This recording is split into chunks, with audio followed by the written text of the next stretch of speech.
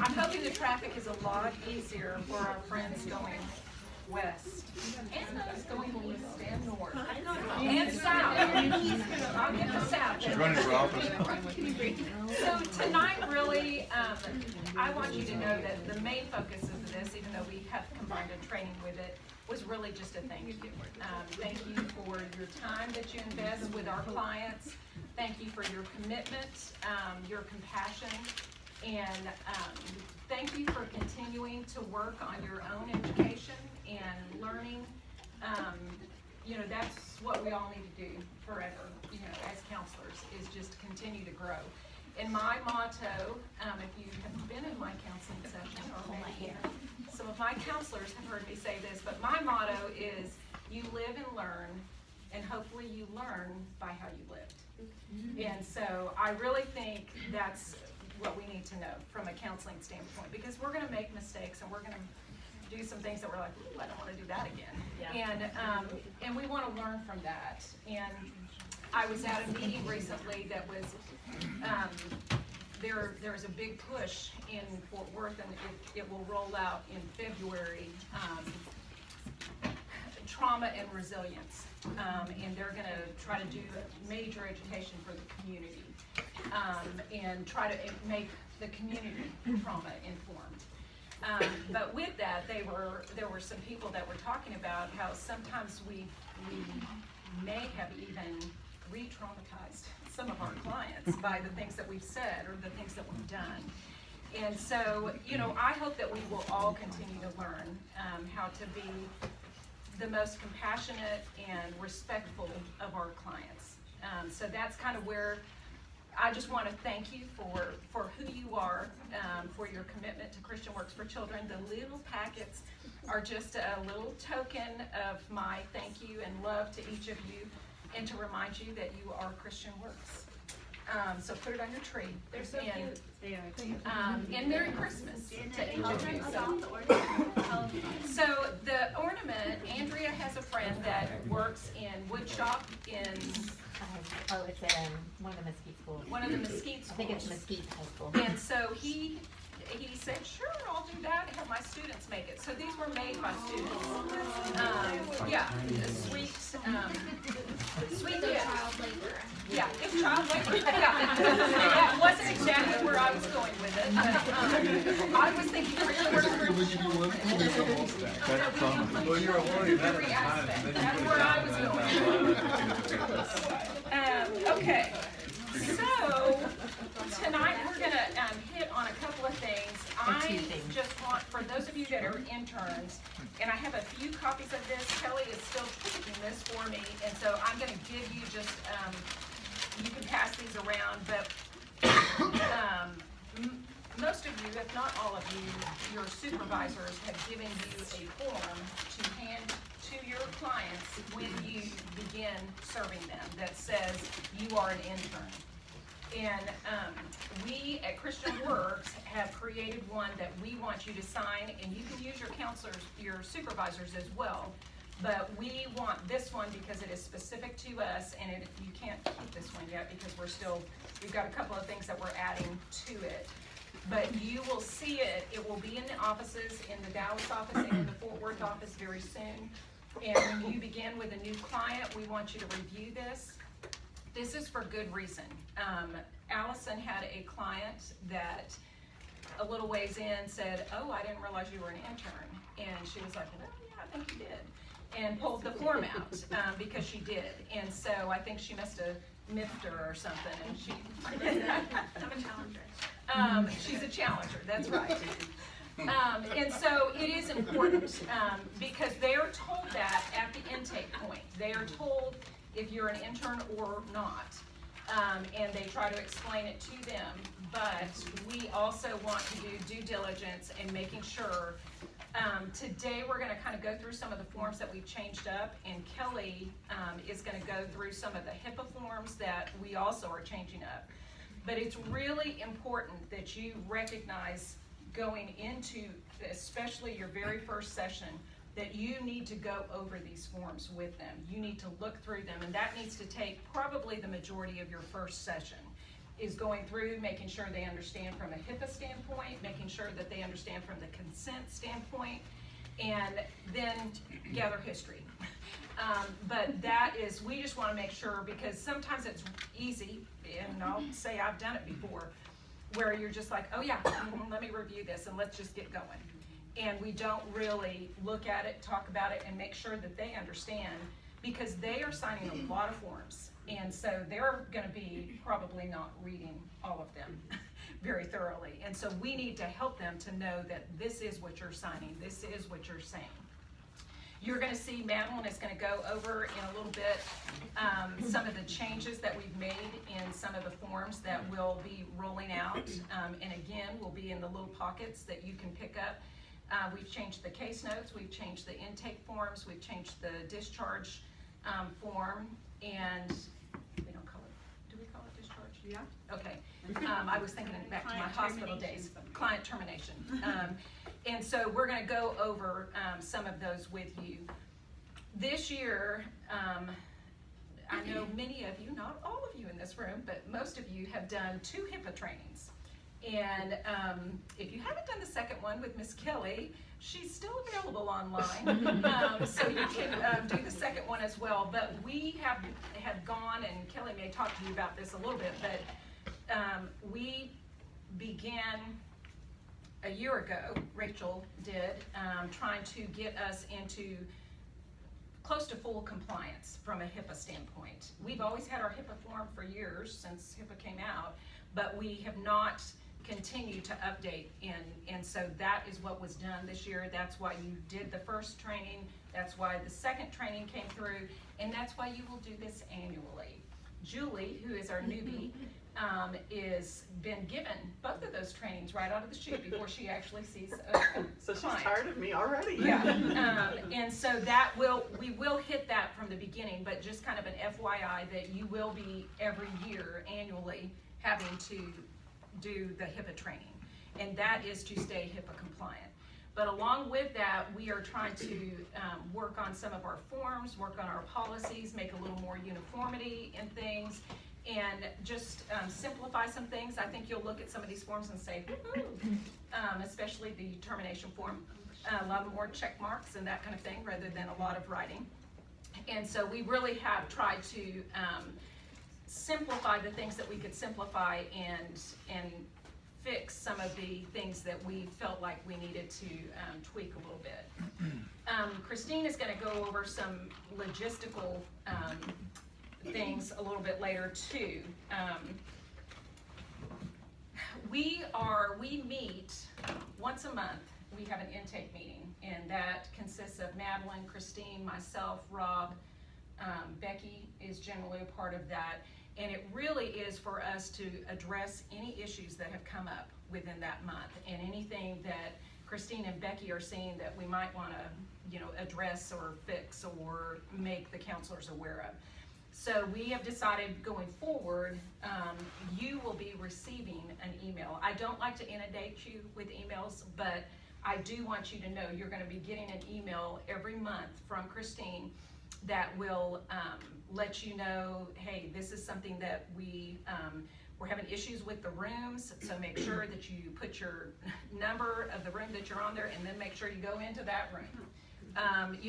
Some of those kind of type of things will be in there, along with maybe we have updated this policy and we're gonna be mailing this out to you, emailing it, and we need you to sign that you have read it and you consent to it and send it back. So, from that gamut to that gamut, or the whole gamut. That is, another thing that I have been tasked with reminding you is to be diligent about turning in your receipts in a timely manner. If you have a client and if you've not made them aware, now we have some outlying people that see clients in their own areas, and so we do those a little bit different. But if you are in the office and you're saving them up, and you have a client that's paying $95 and they've got 3 sessions, that's pretty tough for Christine to run that through and get the call that the credit card has been denied. So please turn those in, make sure that they're aware if, hey Jim, come on in. Sorry. No, you're good, come get you some dessert and we'll get you a chair here. Or you can sit on the front row. Hi, Janet. You're such a slut. Anyway, so just be diligent about that because that's for your client's sake. We just don't want, you know, in some cases they know, like we've got a couple that work out of their own office and we don't get those every week. And so they have made their clients aware this will be billed, you know, in a chunk at this time. But for those of you that are in our offices, there's not really an excuse or a reason to not do that.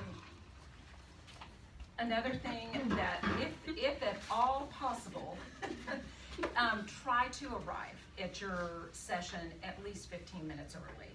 I know that sometimes that's really hard and I am one that has kind of scooted on in, but if you can at all possible try to make that your routine, because it is your time, but it's also your client's time. And if you've got clients back to back, then you back everybody up and you're intruding on other people's time. So we know that there's been an issue a little bit with some situations here in the Dallas office, and so we're wanting to try to make you aware of that and to try to be diligent about that again, and be respectful of your clients. Oh yeah, the copier. I'm looking at who told me to address things. So we are going to be talking about, Kelly's going to be talking about, we're going to be doing encrypted email. But I think along with that, your access to the copier is going to have to be by code. Theirs will be by code? No, not by code. Okay, theirs will not be by code. But please be respectful of the paper and the ink for Christian Works and don't use it for your personal use. You know, if you have something that you know, okay, it sure would be easier to do here, ask me, ask Rob. You know, we've had people that have brought their paper in and bought ink and that kind of thing. And I know that there are times and things that we can do that, but don't print things that are just for your personal use. We oftentimes, actually I have a whole booklet that I have no idea where it came from, called Bridges. So if it's yours, tell me and I'll bring it to you because we didn't know who printed it. But I mean, it's like a 200-page thing. So, and it looks great. I just don't have the time to read it. But if you know, we know that there are things, I know many of you, I know Alicia, I've seen her print different things that she uses with her clients. I'm not telling you to not do that. Please do that. Please do things that will benefit your client and print them. But don't do things that are for your personal business or your personal use. Okay, now, so now we're going to move on to Kelly. Do you want them to go first, or are you ready to hit it? It doesn't matter to me. I just have to plug in. Okay. Well, I'll let you come up and plug in, and Madeline, why don't you go through some of the paper stuff? Let's go ahead and hit that. You want me to come up? Yes, I do. You have to be right forefront. Okay, that sounds good. Sit in the seat, the special seat. Okay, so like Janet said, we've made some changes to our intakes. Christine is gonna pass around a new adult intake questionnaire and a new minor intake questionnaire. So we've separated those two out. We've gotten a lot of feedback that parents are sometimes confused about how to fill out the paperwork. So we split those two out. So if a minor is coming for counseling, they're gonna have their own form to fill out. The parent will fill out the kid's form. If it's an adult coming for counseling, we'll have an adult intake form. So on the adult intake form, a couple of big changes. I'm not gonna go through every page, but a couple of big changes that you'll notice is we just kind of changed the flow. So it just kind of makes a little bit more sense. Tried to kind of categorize the same type of information under the same settings. You'll notice when it comes to the page, I think it's on page 5, where it's like circle the issues that are causing you the most distress or the most trouble. The minor form and the adult form have different issues on there now, because obviously kids struggle with different things than adults. So we kind of made that, yeah, like them, not their career, not their marriage. So we tried to make it age and developmentally appropriate. In the adult questionnaire, Christine has mixed in some of the ACEs questions, adverse childhood experience questions. We really want to make sure that we're getting as much information up front about what the client is bringing into the session. And also like helping you as the counselor to be aware of like what trauma is walking into the room, because oftentimes that can really impact, they may be experiencing something that is more than what it really is. I'm not saying that correctly, but you know, so we want to make sure I'm sorry. This is my first day back at work being sick. I'm making it. Anyway, we just want to make sure that you're as aware of as possible of the issues that are coming into your counseling room. Let me see if there's anything else about those I want to mention. Oh, you will notice that the spacing on the adult intake questionnaire is a little wonky. We're working on that. So that will be cleaned up even more. But these forms, you'll get an email when all these forms go into use. And it's going to be here pretty quick, within the next week, I would think, right, Christine? Within this week. Within this week, that these forms will be put to use. So obviously you can email Christine or me with any questions that you have about these forms. Mostly we just cleaned them up, made sure all the font was the same, and then kind of reorganized the information to where it would make sense, the flow would make a little more sense. Then you're gonna notice that you have a case termination summary and a case note form as well. So Christine can actually email these forms out to everyone. They've been formatted where you can fill them out on your computer by like tabbing through and clicking some check boxes or typing in the information and then just print it out and stick it in the file. So we tried to make it as easy for you as possible. You can also handwrite it still if you so desire.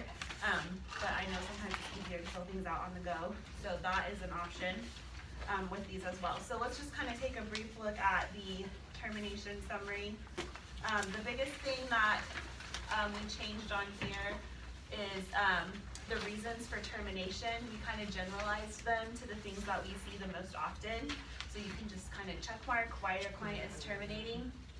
We also added, you'll see a box that says changes CW therapist. So if you have a client that you know is moving to another therapist, for whatever reason that is, you're gonna wanna go ahead and fill one of these out. It just helps the intake office track what's going on with that client and where they're going. But instead of putting it in the case closure file, you'll just hand it right to Christine so she can make sure that the new counselor gets that file. So make sure you're filling one of these out if you have a client that's moving to a new therapist, and Christine will obviously be able to help you with that as well if they're moving to a new therapist. The other big changes on here are if you file the CPS report at any point, we want you to put the date.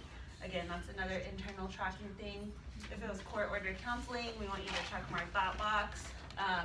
And if for some reason we are not to contact that client anymore for whatever the reason may be, please let us know that so we're not emailing them information or exit summary information. Please let us know if there's a reason why we're not to contact that client anymore, because I think we've had a couple of issues come up with that. So any questions about this form?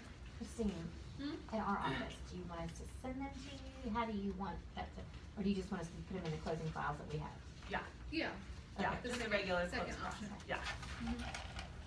Let's see. Okay, so then we And have. well, with the exception of if you know that it's going, say the client's transferring to a therapist here in Dallas, then just give me a call and say, I believe this client's transferring to someone in Dallas. They're probably gonna want the old file, and then we can figure out a way to make that happen. Okay. To where the therapist isn't having to track all that down and do all I that. bet Kelly has a HIPAA way to do Or Kelly does, you know. that. Where'd she go? Kelly has a HIPAA way to do that. Okay, yeah. She's HIPAA-fying us. We also redid our case note. You'll notice there's a lot more information on it than the blanks that we've had on our prior notes. The reason for this change is just so that we can have a more well-rounded picture of our clients, but also for uniformity. There's a lot of us seeing a lot of different clients. And Christian Works is liable for all of our notes. So we want to make sure we're putting good information in there. It's a more uniform note. Again, it's a little easier to fill out because you can just kind of go through and check mark the appropriate boxes. And then at the bottom, you're still able to write your assessment and then also your plan, whether you're giving homework or write your goals, however you're writing it. But again, this was a change, number one, to make it a little more streamlined, writing your case notes, and then number two, for us to have a little more uniformity in the data that we're gathering. about our clients. So, And number 3, that helps us for when we go to our new system. and number 3, that helps us really good. Yeah, we did try to pick a note that we have seen in other EHR Yeah. notes. Sorry, I'm dropping all this stuff. Anyway, that's all I have to say. Anybody have any questions? If you look over the note and you see, Julie, any edits, please let us know within the next day or two. I And should we'll- answer one. There's one question that's written twice. Okay. Adult intake. Okay. Yeah, if there are stuff like that, just email it to me and Yeah. I'll make those edits pretty efficiently. In the wall. Oh, it works on the wall now? Just anywhere in the drywall. Just take it. Anywhere in the wall, we're just gonna cut it. You do have to push kind of hard. How far up? So, That's what I was thinking. I was like, man, sometimes I like stink. Do I have to put some? Your body odor, like I Oh, Jason just walked on. Grossly That's how I do unfair. it. Insight's kind of an interesting one. and Look, Grossly we're unfair green. insight. Okay. So some of y'all are mean to me about the HIPAA thing. I've had everything from, like, somebody found some papers laying on the desk and they were a receipt, I think. And it was Cynthia, that's who did it to me. And she, or no, it was Paula, and she looked at me and she goes, and she flipped them upside down. They weren't even hers. And I'm like, okay, I'm not the HIPAA police. I appreciated that everybody was listening. But yeah, I don't have a badge or anything.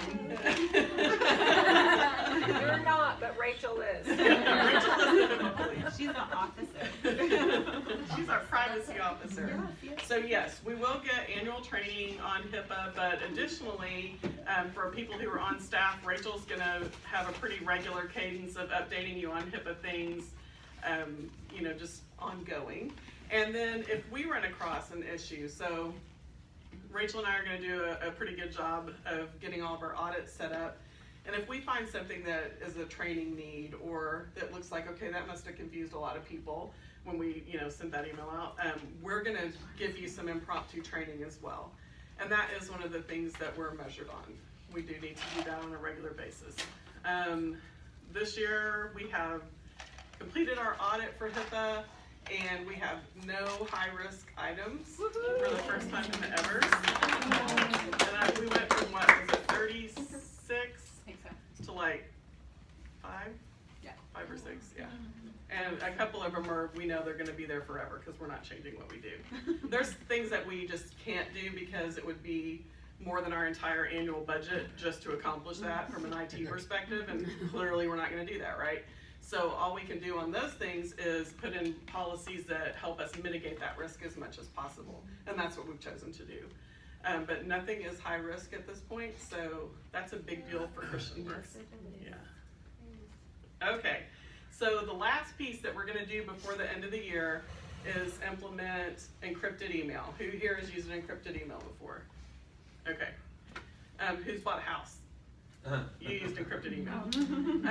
So what we're gonna do is everyone here is gonna be given a Christian Works email address, okay? Your Christian Works email address should be used for Christian Works work, and you're gonna use that whenever you have to send client emails. Make sense? So not from our own personal accounts anymore once we roll this out. And then we are gonna buy a tool that is a plug-in to Outlook.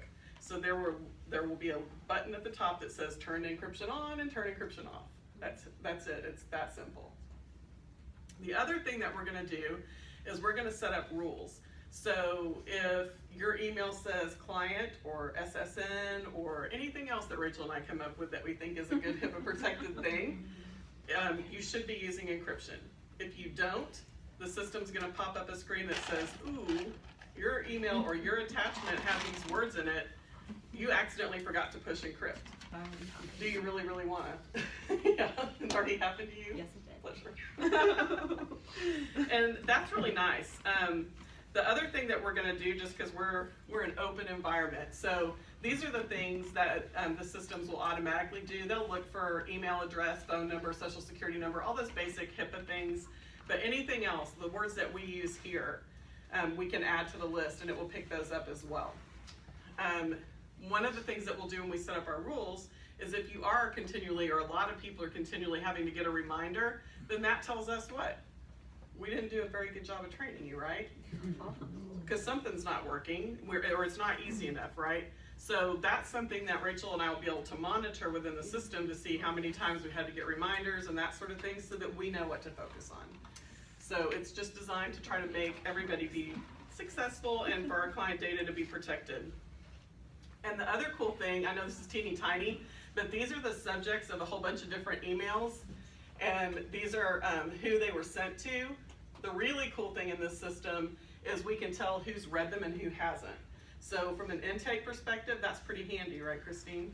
Because then you know if that client got their paperwork, if they bothered to open it, that sort of thing. And you as the counselor would care about that too, right? Because then you know what to expect walking into that session. From a bigger admin standpoint, we can also look and we can see things like, did they forward that encrypted email onto someone else? So that's pretty cool, right? I mean, just nice things so that we know what's happening with our client data and we're keeping it as safe as we possibly can. Okay, question. Question. Yes, ma'am. You can tell if they forwarded the information? And we can also make it where they can't forward it. Is that HIPAA compliant? Okay. Because the only thing that's maintained in our reports is the subject and the recipient info. The actual body of the email isn't part of that. But you will have the ability too, if there's something that we really feel like shouldn't be forwarded on, to set it so that they can't forward that email. Now, they can get around that if they're real good, but it takes effort, so they won't do it.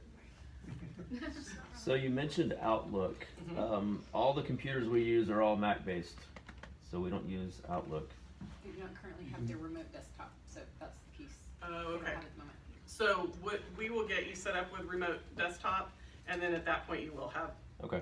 regular Outlook access to it. I bet you in the meantime the mobile version works for you, but we will I bet so. find out.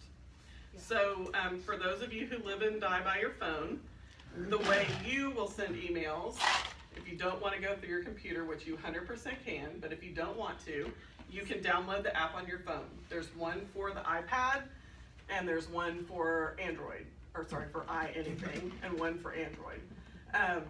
The way it works is you download this app, and it really kind of mirrors your Outlook account. So when you send an email from this app, it still comes from kbarina@christian-works.org. Okay? But it's not the Outlook app. It's not the Outlook app. Okay? So for you, that's how you will send emails. For our clients, they'll just get the normal, they can log in using any like Google email or any of those others they have set up. If they don't want to do that, they can use a one-time passcode. And that's how they get it set up. Makes sense? So I wonder if you can download that on your MacBook. I think you can, but I haven't tested that, so I bet you. I don't want to blab until I try. But I know it'll work with all the other anythings, so I'm assuming it'll work on the MacBook too. So it's really clean and simple. It still looks to our clients as if it's coming from our Christian Works email, and it is. All of the client information is staying on our Outlook server, so it's safe. It's not getting copied anywhere, and it's not getting stored anywhere else. Okay? So you will be getting an email, and you will be getting lots of instructions on how to do this. And it will happen before the end of the year, so we're just giving fair warning.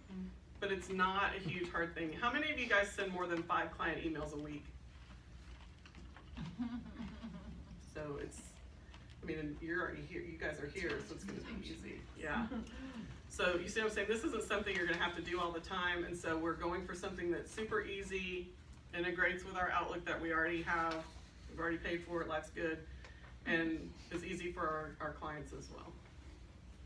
Any other questions?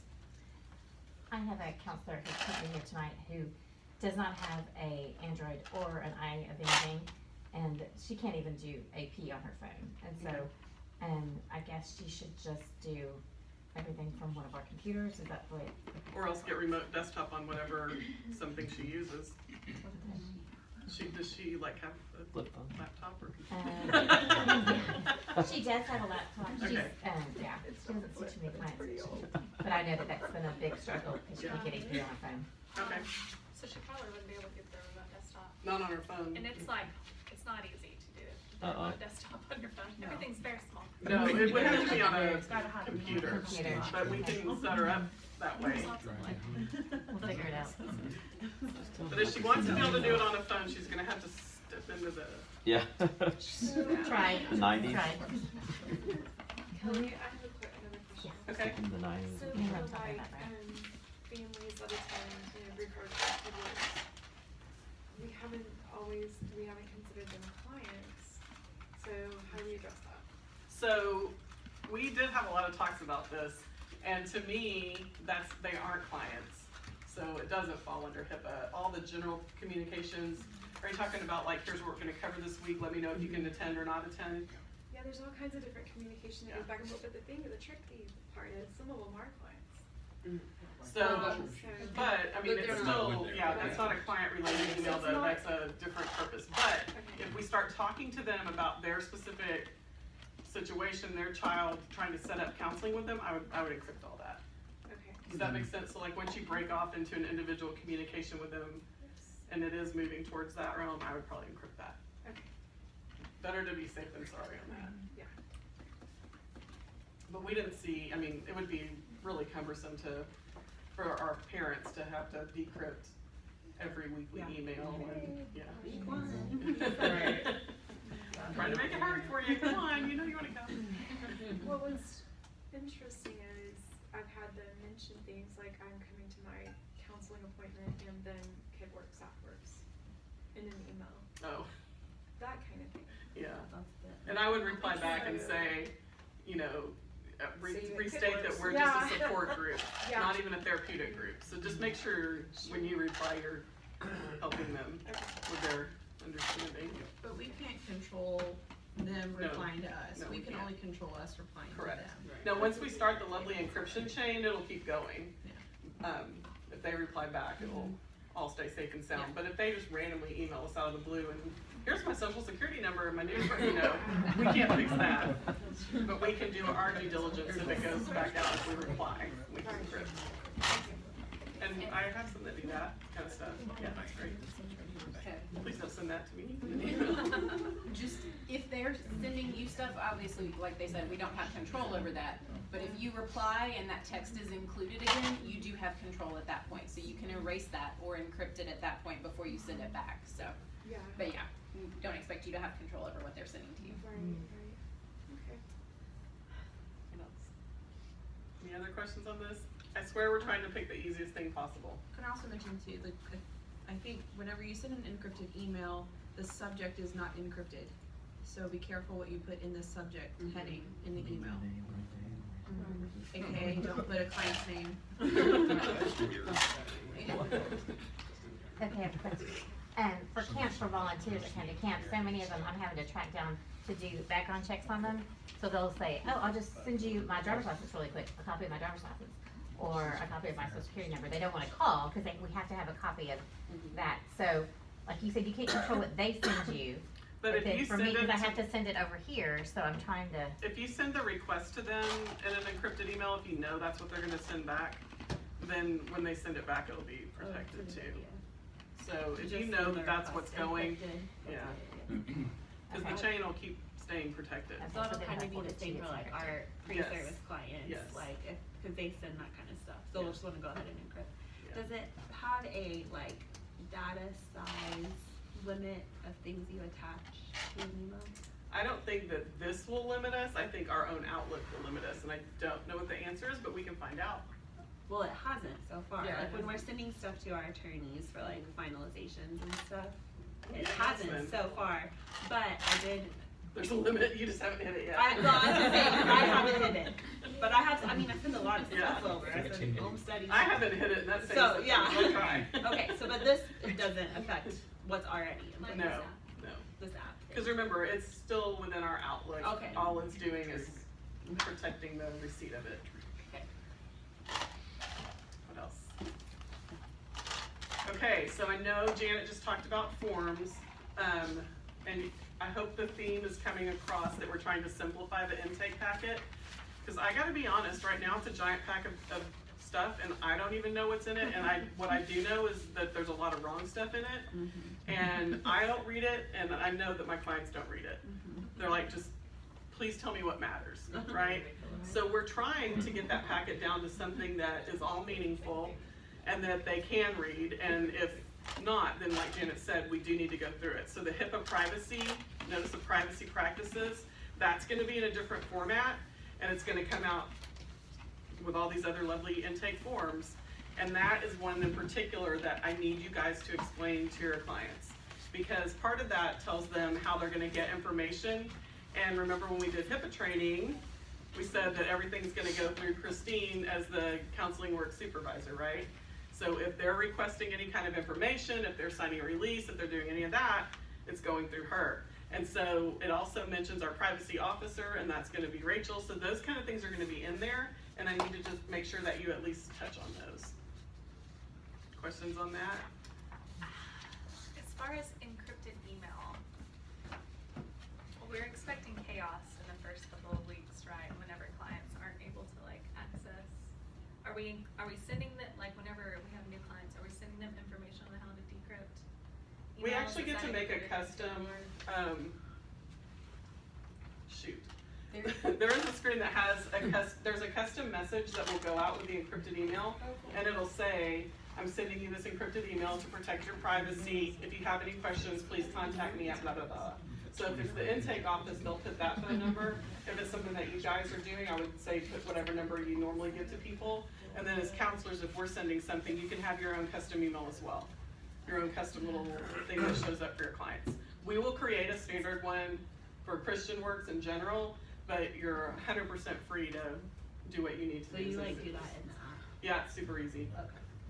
How difficult, I mean, you said that there's like a one-time password for decrypting email, so it's sounds like it's pretty easy for them to be able. I'm just saying, I have a lot of clients who don't even read the emails that we send now, so I'm just anticipating. Tell them to So write like, I that didn't get password that down. email. I tell Andrea every time. Actually, once you do it one time, it also installs cookies. So if once they've gotten to that email once, it'll automatically let them go to it after that. Okay. Oh, okay. So they don't have to keep getting a passcode or remember their old passcode to do it. Trying to make it easy, I swear. As easy as we can and it still be safe. Yeah. There is a reason for encryption. Yeah. Anything else? Any general HIPAA questions? What's going twice? Yes. Okay. Yeah. Christine's up. Okay, I'm just gonna start talking while she's taking all that down. It's easier for me to stay seated. And I'll make it short and sweet because I know we're all kind of ready to skedaddle, but, Janet talked a little bit about the receipts. That was the first part I was gonna tell you guys about, is to just be super cognizant of if there's gonna be a major charge to a client, just give us a heads up so that either you can have that conversation with the client, or at least intake knows, okay, the client knows, so that we don't have to have the client call, cause they will and they do. What's this $200 charge on my account? I don't understand, and we gotta go into the receipts, and then we gotta call you guys, and it turns into a big chain of, complications, so. The other piece is, on the receipts, on the master receipts, you guys will see that under appointment information, there's a section that's called session number, right? And this is when we have sponsorships. So a lot of times what'll happen is there are some sponsorships that have a limit or a cap. And the sponsors are very sticky about that. Like they'll say, we have one that says, no, we only want to sponsor 4. Most of them will say we only want to sponsor 8. So what Becky and I will be doing in the office is, we're gonna put, this will be blank, but it'll say of however many session numbers, okay?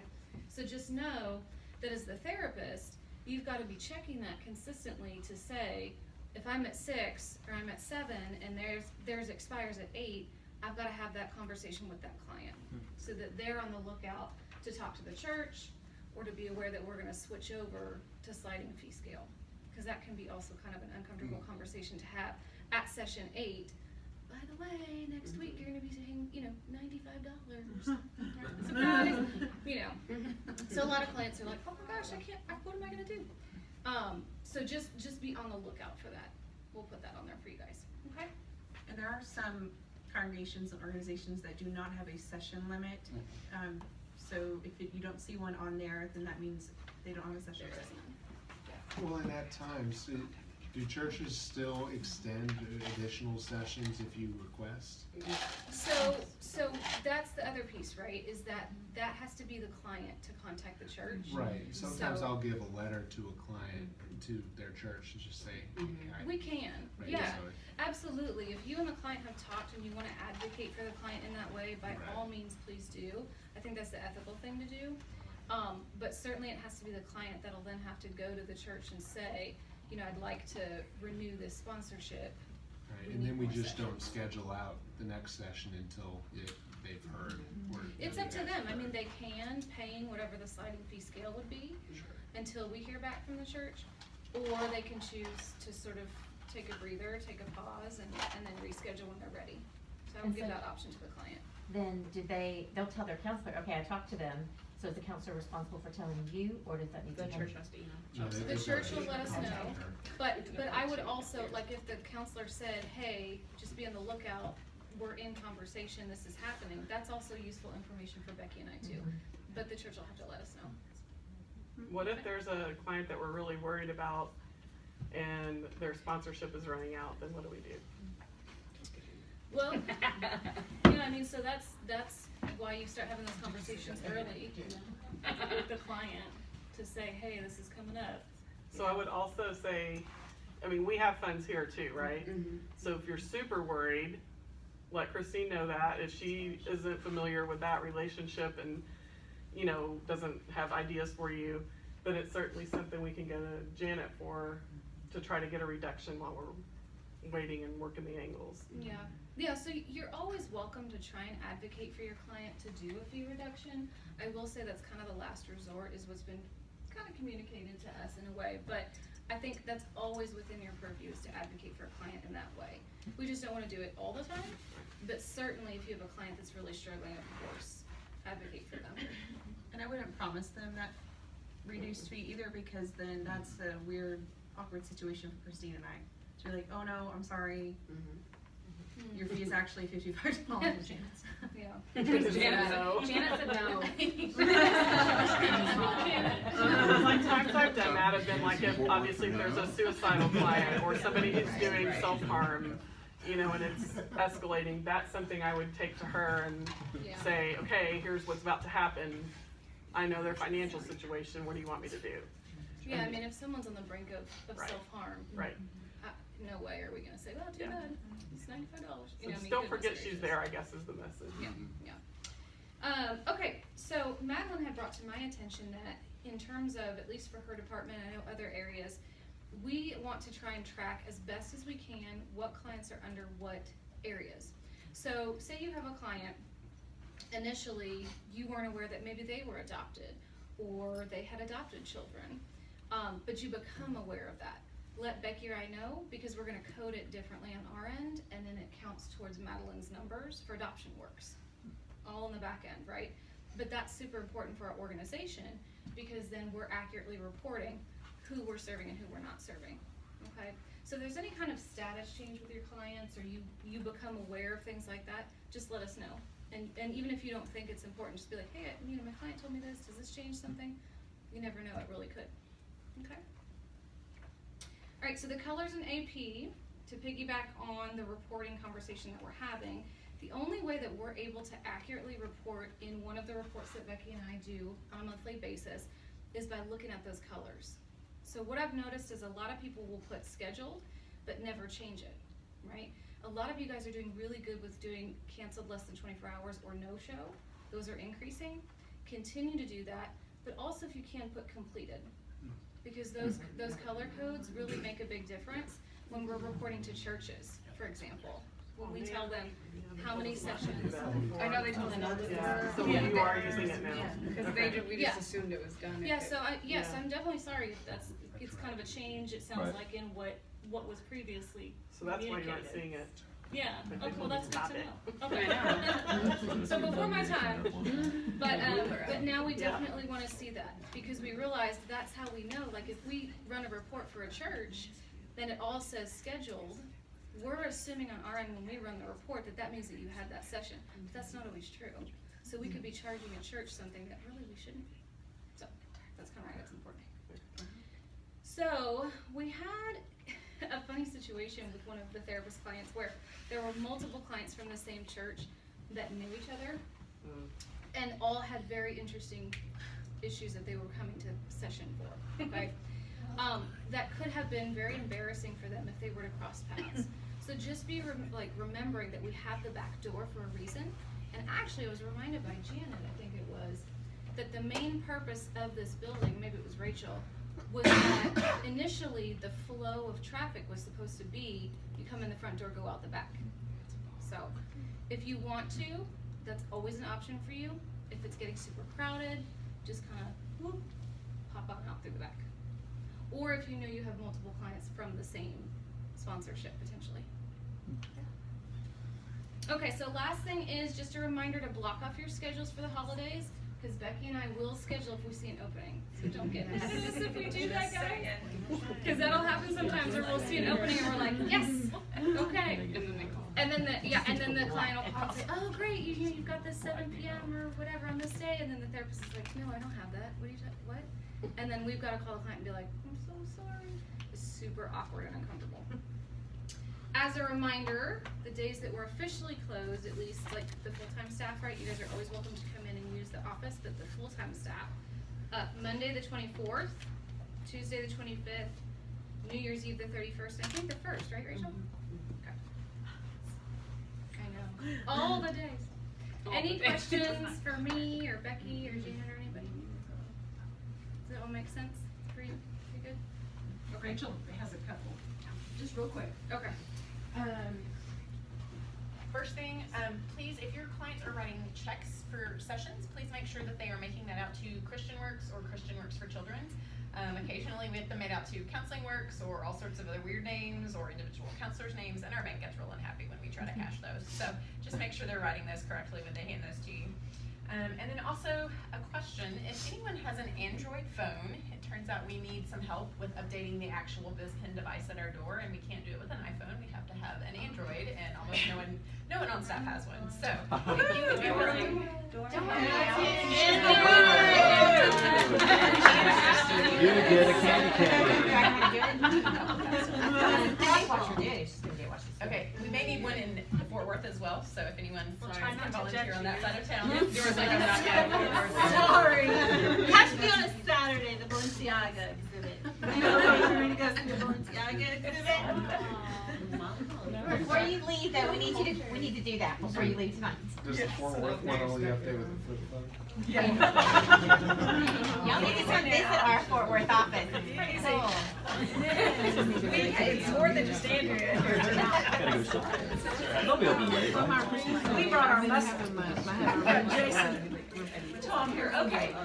Any questions? This is the time to shoot it at us. If you guys have anything, you can. I do want you to know, my schedule was kind of supposed to be Monday, Tuesday in Fort Worth, and Wednesday, some Thursday, Friday in Dallas, but it's kind of been a little different, just with whatever is going. So I've had to be at different places, but my extension is 201 in both offices.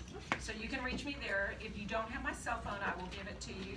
I have lots of friends that call me on my cell phone, and that's probably the best way to reach me. If you have a question and you can't reach me, Fort Worth, most of the time you hit Andrea and she tracks me. She kind of knows. But Christine is your point person. So she is the coordinator. She is the person that you go to, and if it's something she cannot answer, then she'll definitely get to me.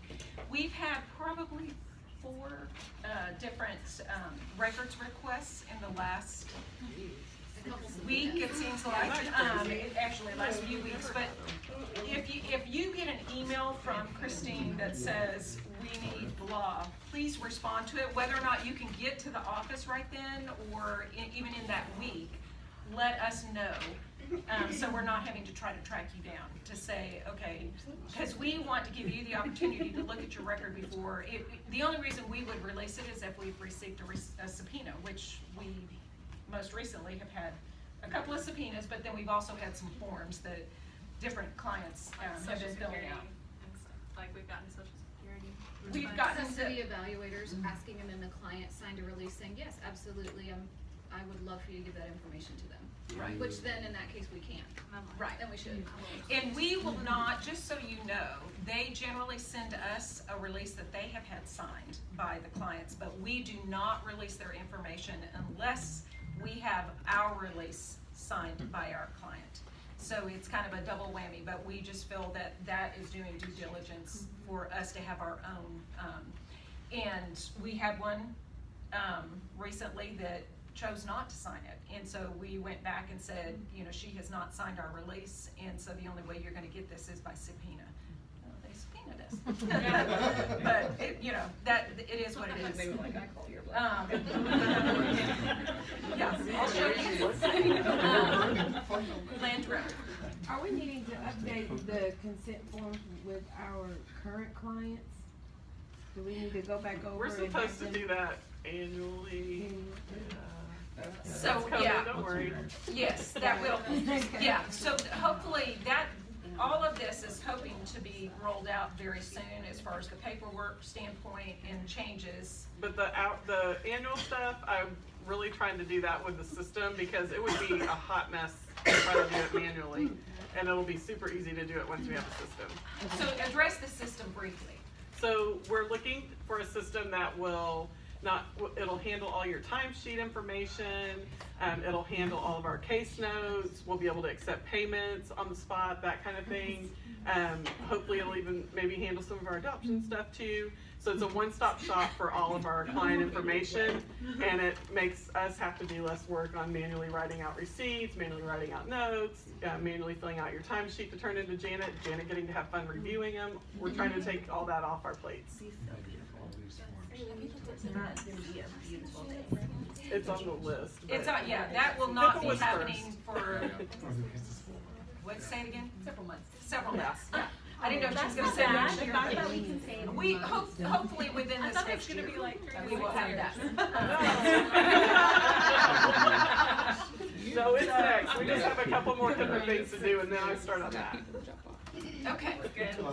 I'm sorry, I know I'm the only LMFT intern here, but this I just will- says LPC. Right, we'll fix that. You don't have to make a special form. Oh, I for me. will, just, yeah. Oh, great. Kevin's form. We'll make it Kevin. Kevin knows. We will probably do, well, although we have Nikki who's both, so we may do both together. Kevin forgot that I'm LMFTA too. Yeah. Yeah, it's all easy. All right, we're gonna let you guys out. If it's okay, I'm gonna have Larry pray over us as we leave.